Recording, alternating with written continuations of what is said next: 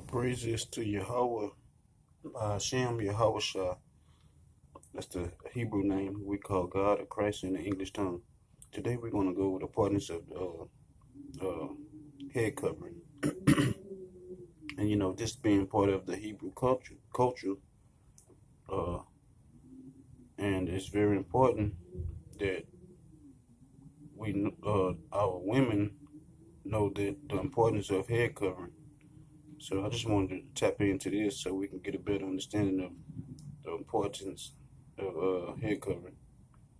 They said, aside of being an item of dress, head covering has a spiritual significance among God's servants in connection with headship and subjection. The Apostle Paul set forth the God-ordained principle of headship operative in the Christian congregation, saying, the head of every man is the Christ. In turn, the head of a woman is the man. In turn, the head of Yahushua is God, or Yahweh. Paul points out that a head covering is a sign of authority that the woman should wear in acknowledging the headship of the man, submitting herself to proper theocratic authority when she is praying or is prophesying in the congregation. And you can read more about that in First Corinthians 11, 4 through 6 and 10. It said the Apostle Paul shows conversely that the man should not wear a head covering when taking the lead before the congregation, as when praying or prophesying. It is his normal position under God's arrangement for the man to wear a head covering in these instances would bring shame upon his own head. It would also indicate disrespect for Yahweh as the head, as well as for the supreme head, Yahweh, God. For man is God's image and glory, originally made as God's representative on earth. He should not obscure this fact by wearing a head covering. The man was created first, prior to the woman. The woman is out of a man and was created for the sake of the man. Her qualities are expressions. Her qualities are expressions of the man, honors the dignity, just as the man's qualities are a reflection of the as the honor and dignity of God. Therefore, the Christian woman should be, or Israelite woman, should be happy to acknowledge her subordinate position by the modesty and subjection to display, and she should be willing to represent this visibly by wearing a veil or other material as a head covering. She should not try to usurp the man's place, but should rather uphold his headship.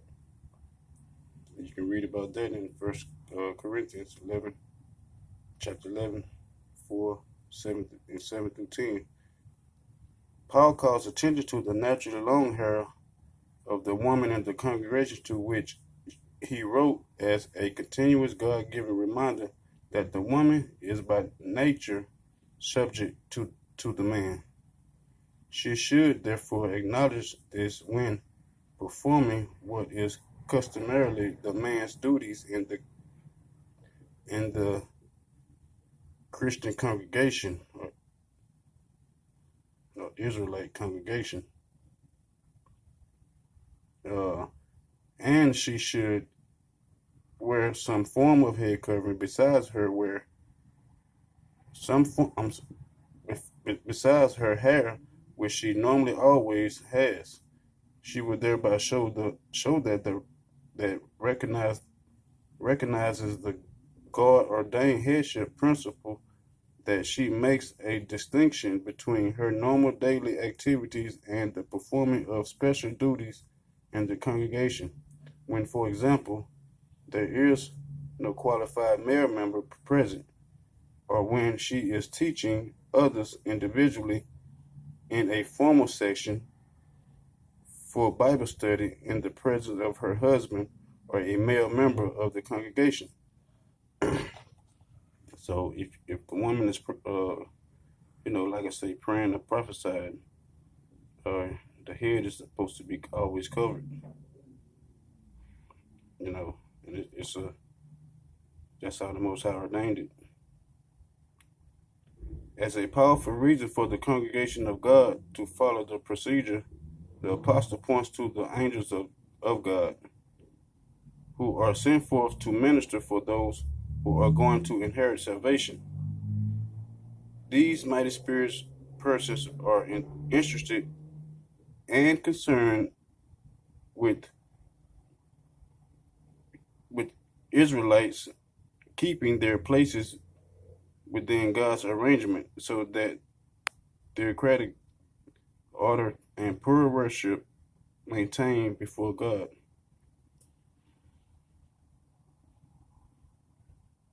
It says, so this is important, y'all, so we got to make sure that, we definitely keeping the head covered, and we're definitely doing what the Most High asks. It's it's very important. So let's just finish up real quick. It says the need of the council of the congregation at ancient Corinth is better understood when we realize that it was a general custom then for women always to be veiled in public. Only those or loose morals went unveiled. So pretty much those who wasn't keeping the Most High commandments or whatever, or wasn't listening to the Most High, they didn't do that. And the pagan, and the pagan priests at the temple eventually followed the practice of removing their veils and letting their hair hang. This evolved when claiming to be under divine inspiration. Such a practice in the Christian congregation would be disgraceful and a floating of Yahweh God arrangement of headship and subjection.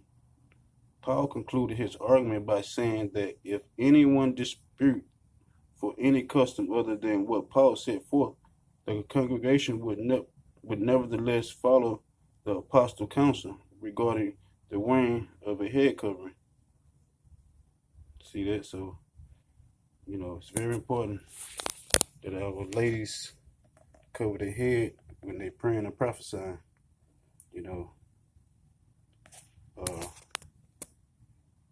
It say they make such instruction applicable at all times and places in the Christian congregation. 1 Corinthians 11:16, you can read more about that. It says the Hebrews in ancient times, aside from wearing a headdress as an article of apparel, would cover their heads to signify a condition of mourning. Women also show modesty in this way. So, it's very modesty to have your head covered and not showing, yourself too much. Women also show modesty in this way. When Rebekah was about to meet Isaac, she proceeded to take a headcloth and to cover herself, eventually as a symbol of subjection to him as the one who was to become her husband. So remember to like, share, and subscribe. I wanted to share that with you. It's very important to cover the head and have a head cover. I'll be back with the next one. Peace.